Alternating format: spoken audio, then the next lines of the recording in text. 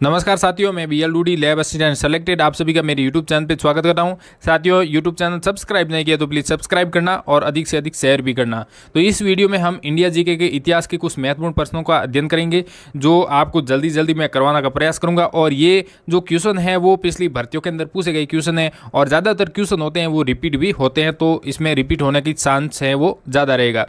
ठीक है, तो इसमें देखो साथियों, लैब असिस्टेंट के लिए साइंस वाले जो विद्यार्थी हैं इस वीडियो को पूरा अंत तक जरूर देखना। यहाँ पर एक नंबर क्वेश्चन है कि रेहला नामक जो पुस्तक है वो किस शासक के समय की घटनाओं का विवरण है। यानी कि एक पुस्तक है जिसका नाम रेला है और ये पुस्तक है वो कौन से जो शासक के समय की घटनाओं का विस्तृत जानकारी देती है। तो यहाँ पर देखो सही आंसर इसका हो जाएगा साथियों 4 नंबर, यानी कि मोहम्मद बिन तुगलक इसका राइट आंसर हो जाएगा। अब हम बढ़ते साथियों अगले सवाल की तरफ। जौनपुर नगर की स्थापना किसने की थी? ये हमारा क्वेश्चन है। जौनपुर नगर है उसकी स्थापना किसने की थी? तो इसका राइट आंसर हो जाएगा साथियों 2 नंबर, यानी कि फिरोज तुगलक हो जाएगा। अब हम बढ़ते अगले सवाल की तरफ। आपके सामने अगला सवाल है साथियों कि जो दिल्ली सल्तनत में दीवान ए अर्ज जो विभाग बनाया गया था इसकी स्थापना है वो किसने की थी? तो इसका राइट आंसर हो जाएगा साथियों क्या 1 नंबर, यानी कि बलवन। बलवन हमारा क्या हो जाएगा यहाँ पर राइट आंसर हो जाएगा। अब हम बढ़ते साथियों अगले सवाल की तरफ। आपके सामने अगला सवाल है कुतुब मीनार की मरम्मत किस शासक द्वारा नहीं करवाई गई थी? यानी कि कुतुब मीनार है तो इसकी मरम्मत है वो कौन सा ऐसा शासक था जिसने नहीं करवाई? तो यहाँ पर देखो इसका राइट आंसर हो जाएगा इब्राहिम लोदी, यानी कि 4 नंबर राइट हो जाएगा। यानी कि कुतुब मीनार की जो मरम्मत है या जो किसने नहीं करवाई, इब्राहिम लोदी ने नहीं करवाई। बाकी जो भी यहाँ पर ये जो शासक हैं इन्होंने करवाई थी। ठीक है, अब हम बढ़ते अगले सवाल की तरफ। आपके सामने अगला सवाल है साथियों जो बादलगढ़ किले, क्या साथियों बादलगढ़ के किले का निर्माण किस शासक ने करवाया था? तो यहाँ पर देखो इसका राइट आंसर हमारे सामने हो जाएगा 3 नंबर, यानी कि सिकंदर लोदी ने। ठीक है, आपको ये भी ध्यान रखना साथियों जो 1504 ईस्वी में साथियों सिकंदर लोदी ने आगरा के अंदर कहाँ पर आगरा के शहर का निर्माण करवाया था और वहाँ पर बादलगढ़ किले का निर्माण भी करवाया था। कहाँ पर? आगरा के अंदर। तो ऐसे पूछ ले बादलगढ़ किला है वो कहाँ पर है? तो आगरा के अंदर है। और सिकंदर लोदी ने किसका निर्माण करवाया था? आगरा का निर्माण करवाया था। ये भी आपको ध्यान में रखना है, आगरा शहर का निर्माण। अब हम बढ़ते हैं अगले सवाल की तरफ। आपके सामने अगला सवाल है साथियों कि दिल्ली के हौज खास क्षेत्र में शोर मीनार है वो किसके द्वारा बनाई गई थी? तो इसका हमारा राइट आंसर हो जाएगा साथियों जो 1 नंबर ऑप्शन है अलाउद्दीन खिलजी है वो राइट आंसर हो जाएगा। यानी कि शोर मीनार है उसका निर्माण है वो किसने करवाया? अलाउद्दीन खिलजी ने करवाया था। अब हम बढ़ते अगले सवाल की तरफ। आपके सामने अगला सवाल है सल्तनत काल में सोनधरा था, यानी कि सोनधरा क्या है? सोनधरा एक सल्तनत काल में क्या था? एक प्रकार का ऋण था। तो इसका हमारा राइट आंसर है वो 4 नंबर हो जाएगा। यानी कि कृषि विकास के लिए किसानों को दिए जाने वाला एक प्रकार का ऋण है जिसको क्या बोला जाता है? सोनधरा बोला जाता है। सोन का मतलब सोना, सोना एक प्रकार का क्या है? धन है, और धरा मतलब धरती। ठीक है, धरती यानी कि किसान से संबंधित है। तो इस प्रकार आप याद रख सकते हो। अब हम बढ़ते अगले सवाल की तरफ। आगरा नगर की स्थापना किसने की थी? तो इसका हमारा राइट आंसर हो जाएगा साथियों 3 नंबर है वो सिकंदर लोदी इसमें राइट आंसर। यानी कि आगरा नगर की स्थापना है वो किसने करवाई थी? सिकंदर लोदी ने करवाई थी। ये मैंने पहले ही बता दिया था। ठीक है, अब हम बढ़ते हैं अगले सवाल की तरफ। आपको ये भी ध्यान होना चाहिए साथियों ये जो आगरा जो है ये कौन सी नदी के किनारे हैं? आपको ये ध्यान होना चाहिए यमुना नदी के किनारे पर स्थित एक शहर है। ठीक है, और दिल्ली के स्थान पर आगरा को राजधानी बनाया था किसने? लोदी ने। ठीक है, अब हम बढ़ते अगले सवाल की तरफ। आपका सामने अगला सवाल है साथियों कश्मीर का शासक जो कश्मीर का अकबर नाम से जाना जाता है वह है। तो इसका हमारा राइट आंसर क्या हो जाएगा साथियों? इसमें हमारा जो राइट आंसर है वो 4 नंबर जैन उल आबिदीन है वो इसमें राइट आंसर हो जाएगा। ठीक है, तो अब हम बढ़ते हैं अगले सवाल की तरफ। आपके सामने अगला सवाल है निम्नलिखित में से कौन उत्तरी भारत में भक्ति आंदोलन का प्रवर्तक था? तो यहाँ पर देखो उत्तरी, यानी कि यहाँ पर देखो उत्तरी भारत में भक्ति आंदोलन का प्रवर्तक है वो कौन था साथियों? तो इसमें हमारा राइट आंसर हो जाएगा 3 नंबर यानी कि रामानंद था। ठीक है, यानी कि उत्तरी भारत में भक्ति आंदोलन किसने जगाया था? रामानंद ने जगवाया था। तो यहाँ पर आपको ये भी ध्यान होना चाहिए साथियों कि उत्तर भारत में रामानंद भक्ति आंदोलन के प्रथम प्रवर्तक थे। तो जिसका जन्म है वो 1299 ईस्वी में प्रयाग के अंदर हुआ था, एक ब्राह्मण परिवार के अंदर हुआ था। प्रयाग तथा वाराणसी में उन्होंने शिक्षा प्राप्त की थी और ये सगुण ईश्वर में विश्वास रखते थे, सगुण भक्ति से संबंधित थे। किससे संबंधित? सगुण भक्ति से संबंधित थे।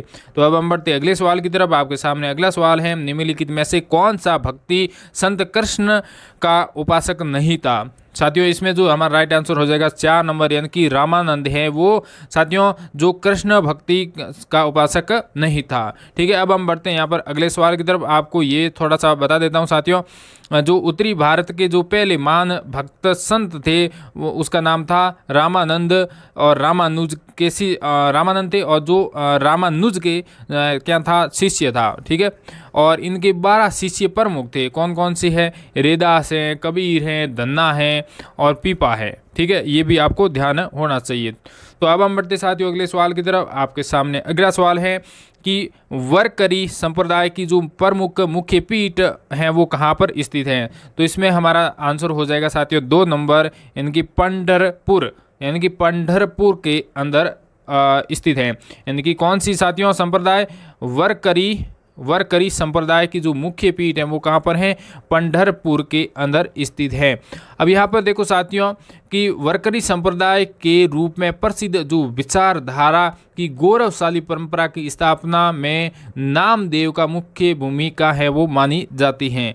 ठीक है, जो ये पंढरपुर हैं ये कहाँ पर स्थित हैं? ये महाराष्ट्र के अंदर स्थित है। महाराष्ट्र के अंदर स्थित है पंढरपुर। अब हम बढ़ते अगले सवाल की तरफ। आपके सामने है, बीजक किसके द्वारा रचित हैं? यानी कि बीजक है वो किसने लिखा था या रचा था? तो इसमें हमारा राइट आंसर हो जाएगा 4 नंबर कबीर के द्वारा।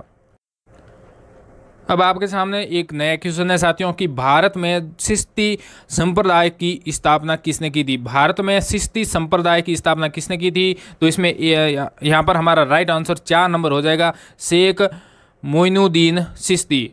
ठीक है, तो अब हम बढ़ते हैं अगले सवाल की तरफ। तो हमारा अगला सवाल है साथियों कि भारत के प्रथम सूफी संत कौन थे? तो यहाँ पर देखो राइट आंसर हमारे सामने हो जाएगा 4 नंबर यानी कि ख्वाजा मोइनुद्दीन चिश्ती हमारा राइट आंसर हो जाएगा। अब हम बढ़ते अगले सवाल की तरफ। हमारा अगला सवाल है आपके सामने साथियों कि हजरत निजामुद्दीन औलिया की दरगाह है वो कहाँ पर स्थित है? तो आपका इसमें राइट आंसर हो जाएगा 3 नंबर नई दिल्ली के अंदर स्थित है। तो अगला हमारा जो नेक्स्ट क्वेश्चन है आपके सामने कि प्रसिद्ध संत सलीम चिश्ती रहते थे। तो प्रसिद्ध जो सलीम चिश्ती एक संत थे वो कहाँ पर रहते? तो इसमें जो हमारा राइट आंसर हो जाएगा साथियों 3 नंबर यानी कि फतेहपुर सीकरी के अंदर रहते थे। तो यहाँ पर अगला जो आपके सामने क्वेश्चन है, तो यहाँ पर देखो सूफी अनुयायियों को क्या कहा जाता है? तो इसमें हमारा राइट आंसर हो जाएगा साथियों सूफी जो अनुयायी हैं उनको कहा जाता है मुरीद। क्या कहा जाता है? तो मुरीद, यानी कि 1 नंबर इसमें हमारा राइट आंसर हो जाएगा। अब हम बढ़ते हैं अगले सवाल की तरफ। अगला सवाल आपके सामने, भारत में मुगल साम्राज्य का संस्थापक हैं वो कौन माना जाता है? तो इसमें हमारा राइट आंसर कौन सा हो जाएगा? बाबर हो जाएगा, यानी कि 1 नंबर इसमें ऑप्शन है वो राइट हो जाएगा। यानी कि भारत में मुगल साम्राज्य का संस्थापक हैं वो कौन है साथियों? बाबर हैं। आपको ये भी ध्यान होना चाहिए। यानी कि बाबर का जो पूरा नाम है जहीरुद्दीन मोहम्मद बाबर था और इसका जन्म है वो 14 फरवरी 1783 के अंदर हुआ था। और साथियों ये भी ध्यान होना चाहिए साथियों जिसकी पिता की मृत्यु के बाद लगभग 12 वर्ष की अल्पायु में 1795 ईस्वी में वह फरगना में सिंहासन यानी कि सिंहासन पर बैठा था और पानीपत के प्रथम युद्ध में विजय के पश्चात साथियों 27 अप्रैल कब साथियों 27 अप्रैल 1526 ईस्वी में बाबर ने अपने को साथियों बादशाह घोषित करके भारत में मुगल साम्राज्य की क्या रख दी? नींव रख दी थी। ये आपको डेट भी याद होनी चाहिए।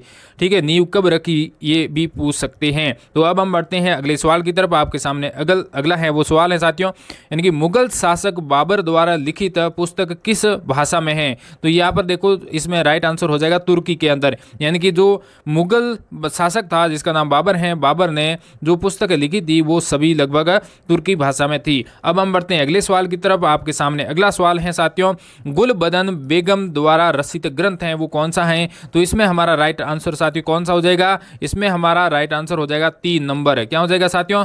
3 नंबर इसमें राइट आंसर हो जाएगा। हुमायूं नामा है वो साथियों गुलबदन बेगम के द्वारा लिखा गया। ठीक है, अब हम बढ़ते हैं साथियों अगले सवाल की तरफ। आपके सामने अगला सवाल है, भारत में सारबाग शैली का प्रथम मकबरा है वो कहाँ पर है साथियों? तो यहाँ पर यानी कि कौन सा है ऐसे, यानी कि भारत में कौन सा साथियों सारबाग शैली में प्रथम मकबरा है वो कौन सा है? तो यहाँ पर हमारा राइट आंसर हो जाएगा 1 नंबर हुमायूं का मकबरा।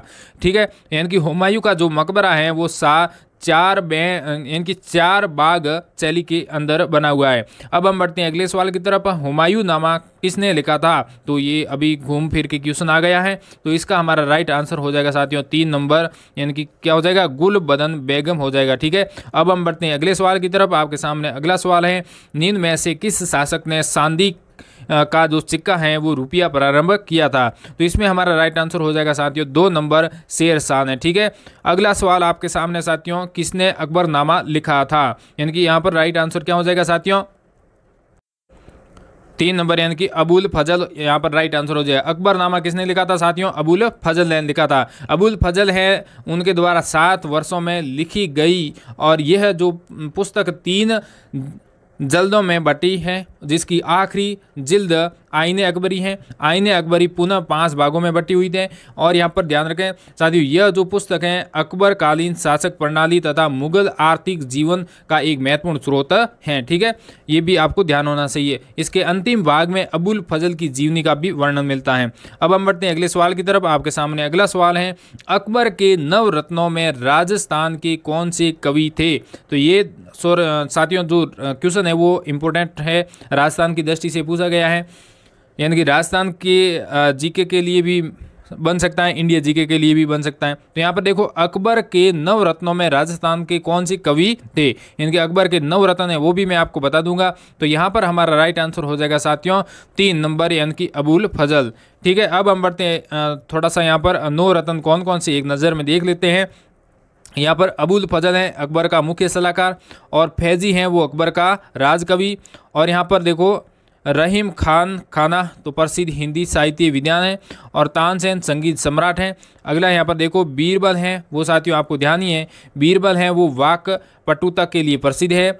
अगला मान सिंह है वो आमेर का शासक भारमल के पुत्र हैं, और भगवान दास हैं वो आमेर के शासक भारमल के पुत्र हैं, और टोडरमल जाब्ती प्रजा के जन्मदाता हैं, और मुल्ला दो प्याज खाने के लिए प्रसिद्ध हैं। ठीक है, ये हमारे क्या है अकबर के 9 रत्न हैं।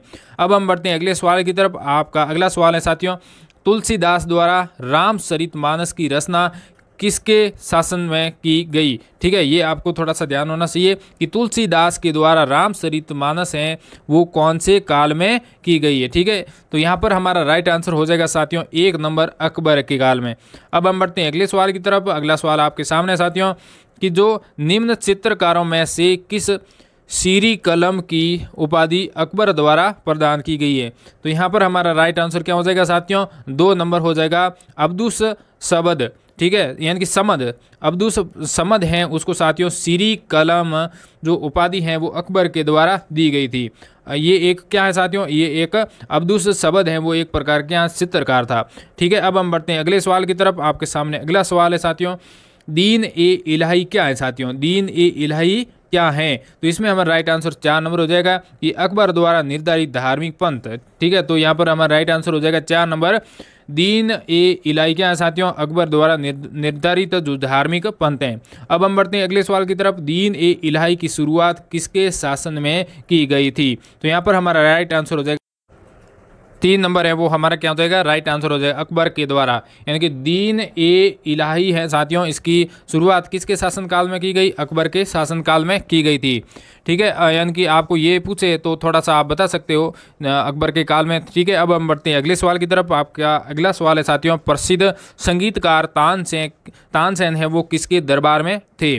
तो यहाँ पर हमारा राइट आंसर हो जाएगा साथियों 3 नंबर अकबर के दरबार में। इनकी प्रसिद्ध जो आपको तानसेन है वो साथियों किसके दरबारी थे, इनकी अकबर के थे। ठीक है, अब हम बढ़ते हैं अगले सवाल की तरफ। पानीपत के द्वितीय युद्ध में अकबर का मुकाबला है वो किससे हुआ था। तो यहाँ पर हमारा राइट आंसर क्या हो जाएगा साथियों, यहाँ पर हमारा राइट आंसर हो जाएगा 1 नंबर हेमू से। ठीक है, अकबर ने साथियों विराम खां के संरक्षण में अफगान शासक मोहम्मद आदिल शाह के प्रधानमंत्री हेमू को पानीपत के द्वितीय युद्ध में साथियों क्या किया था, पराजय किया था। और ये पानीपत का द्वितीय युद्ध है कब हुआ था, 5 नवंबर साथियों 5 नवंबर 1556 ईस्वी में हुआ था। कौन सा साथियों युद्ध, पानीपत का द्वितीय युद्ध। ठीक है, तो अब हम बढ़ते हैं अगले सवाल की तरफ। आपके सामने अगला सवाल है, किस मुगल शासक ने अंग्रेजों को भारत में व्यापार करने की अनुमति दी थी। तो इसमें हमारा राइट आंसर क्या हो जाएगा साथियों, 2 नंबर जहांगीर ने। यानी जहांगीर ने साथियों, यानी जहांगीर एक मुगल शासक हैं जिन्होंने अंग्रेज को भारत में व्यापार करने के लिए क्या दी थी, अनुमति दी थी, और उसने पूरा अपना साम्राज्य जमा लिया था। फिर हम बढ़ते हैं अगले सवाल की तरफ। बीबी का मकबरा का निर्माता था, इनकी बीबी का मकबरे के निर्माता हैं वो कौन थे। तो साथियों इसमें हमारा राइट आंसर हो जाएगा 4 नंबर औरंगजेब। यानी कि भारत के बीबी का मकबरा महाराष्ट्र राज्य के औरंगाबाद में स्थित है। कहाँ पर साथियों, महाराष्ट्र के अंदर जो औरंगाबाद है वहाँ पर बीबी का जो मकबरा है वो स्थित है। ठीक है, अब हम बढ़ते हैं अगले सवाल की तरफ। आपका अगला सवाल है साथियों आपके सामने, मुगलों की दरबारी भाषा क्या थी। यानी कि थोड़ा सा क्वेश्चन है वो इम्पोर्टेंट है। देखो यहाँ पर मुगलों की दरबारी भाषा वो क्या थी साथियों, फारसी भाषा थी। ठीक है, अब हम बढ़ते हैं अगले सवाल की तरफ। आपका अगला सवाल है साथियों कि पंडित जगन्नाथ हैं वो किस मुगल बादशाह के दरबार में राजकवि थे।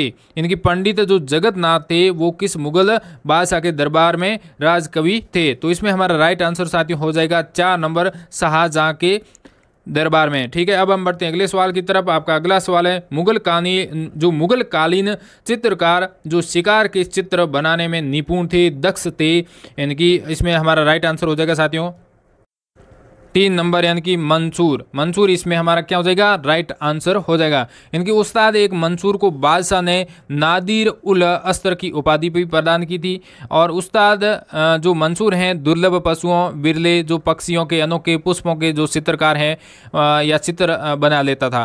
ठीक है, और उसकी जो महत्वपूर्ण कृति हैं वो साइबेरिया का विरला सारस और बंगाल का एक पुष्प है। ठीक है, बंगाल का एक पुष्प बनाने में जो मशहूर है वो कौन सा है, मंसूर है। ठीक है, अब हम बढ़ते हैं अगले सवाल की तरफ। अगला सवाल आपके सामने साथियों कि दिल्ली के लाल किले में मोती मस्जिद का निर्माण है वो किसने किया था, यानी कि किया था। तो साथियों इसमें हमारा राइट आंसर हो जाएगा साथियों 4 नंबर यानी कि औरंगजेब ने किया था। ठीक है, अब हम बढ़ते हैं अगले सवाल की तरफ। हमारा अगला सवाल है आपके पास में कि किस भारतीय स्मारक को हाल ही में साथियों विश्व हेरिटेज सूची में शामिल किया गया है। तो इसमें हमारा राइट आंसर साथियों हो जाएगा क्या, लाल किला। 1 नंबर इसमें राइट आंसर हो जाएगा। यानी कि दिल्ली के अंदर लाल किला जो स्थित है वो साथियों भारतीय स्मारक हैं और ये साथियों हाल ही में ही विश्व हेरिटेज सूची में शामिल किया गया। यानी कि ये 2007 का क्वेश्चन है, यानी कि उस समय किया गया था।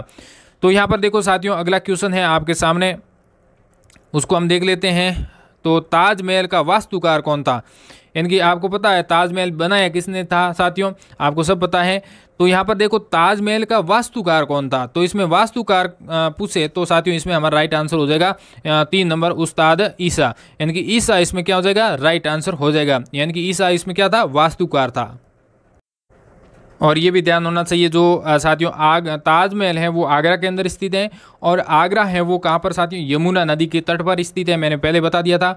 और इसमें जो ताजमहल का निर्माण है वो किसने करवाया था, शाहजहां ने करवाया था, ये आपको ध्यान है साथियों। अब हम बढ़ते हैं अगले सवाल की तरफ। अब देखो यहाँ पर ये ध्यान होना चाहिए साथियों, जो ताजमहल है वो क्या है, ताजमहल एक प्रकार का क्या है साथियों, मकबरा है। और ये मकबरा किसका, शाहजहां की एक पत्नी थी जिसका नाम था मुमताज बेगम था, उनके लिए ये बनाया गया था।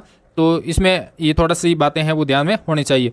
अब हम बढ़ते हैं अगले सवाल की तरफ। अगला सवाल है साथियों आपके सामने, निम्नलिखित में से कौन सा चित्रकार अकबर के दरबार में संबंध नहीं रखता था, यानी कि दरबार से संबंधित नहीं था। तो इसमें हमारा राइट आंसर हो जाएगा साथियों 1 नंबर यानी कि विषम दास इसमें हमारा क्या हो जाएगा, राइट आंसर हो जाएगा। यानी कि विषम दास हैं वो साथियों एक चित्रकार, तो ये जो चित्रकार अकबर के दरबार से संबंध नहीं था, तो इसमें हमारा राइट आंसर क्या हो जाएगा, 1 नंबर। और बाकी जो भी हैं साथियों, अली हैं और मुकुंद हैं और बसावन हैं, ये साथियों अकबर के दरबार से संबंधित थे चित्रकार। अब हम बढ़ते हैं अगले सवाल की तरफ। आपके सामने अगला सवाल है साथियों, हुमायूं के शासनकाल में भारत आने वाले 2 प्रसिद्ध चित्रकार कौन थे?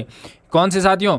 हुमायूं के शासनकाल में भारत आने वाले 2 प्रसिद्ध चित्रकार हैं, वो कौन थे? तो इसमें हमारा राइट आंसर क्या हो जाएगा साथियों, यानी कि इसमें 2 नंबर आंसर है वो हमारा क्या हो जाएगा, राइट हो जाएगा। तो इसमें आप देखो साथियों, यानी कि सैयद अली हैं और अब्दुस समद हैं, वो साथियों इसमें हमारा क्या हो जाएगा, राइट आंसर हो जाएगा। यानी कि ये हुमायूं के शासनकाल में भारत आने वाले 2 प्रसिद्ध चित्रकार थे। अब हम बढ़ते साथियों अगले सवाल की तरफ। आपका अगला सवाल है साथियों, किस मुगल सम्राट के शासनकाल में मयूर साथियों सिंहासन का निर्माण किया गया था? तो इसमें हमारा राइट आंसर क्या हो जाएगा साथियों, 1 नंबर यानी कि शाहजहां के काल में साथियों, शाहजहां एक मुगल सम्राट था, उसके शासनकाल में साथियों मयूर सिंहासन है उसका निर्माण किया गया था। अब हम बढ़ते हैं साथियों अगले सवाल की तरफ। आपका अगला सवाल है आपके सामने, पानीपत का पहला युद्ध है वो किस वर्ष में लड़ा गया था? तो आपको ये ध्यान होना चाहिए, पहला युद्ध कब लड़ाया गया था साथियों, 3 नंबर इसमें हमारा क्या हो जाएगा, राइट आंसर हो जाएगा। यानी कि 1526 ईस्वी में लड़ा गया था पानीपत का पहला विश्व युद्ध। और साथियों ये पानीपत कहाँ पर है, हरियाणा के अंदर ही स्थित है। और जो प्रथम युद्ध है वो साथियों जहीरुद्दीन मोहम्मद बाबर तथा दिल्ली के सुल्तान इब्राहिम लोदी के मध्य लड़ा गया, जिसमें बाबर की क्या हुई, विजय हुई थी और बाबर ने अपना राजपाट साम्राज्य है वो दिल्ली में स्थापित कर दिया। उसके बाद में साथियों हम देखते हैं, थोड़ी सी यहाँ इसमें डेट बता देता हूँ आपको।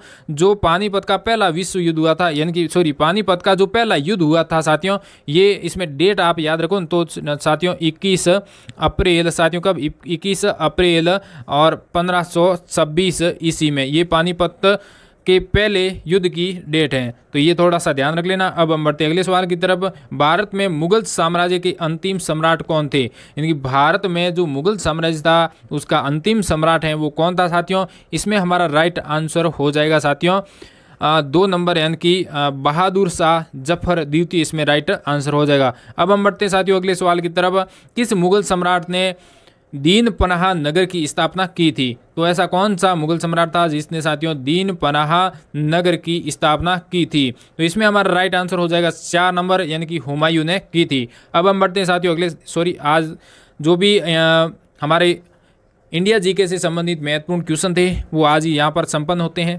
तो आपको वीडियो कैसा लगा, अच्छा लगा तो कमेंट बॉक्स में कमेंट जरूर करना। थैंक यू, धन्यवाद, जय हिंद।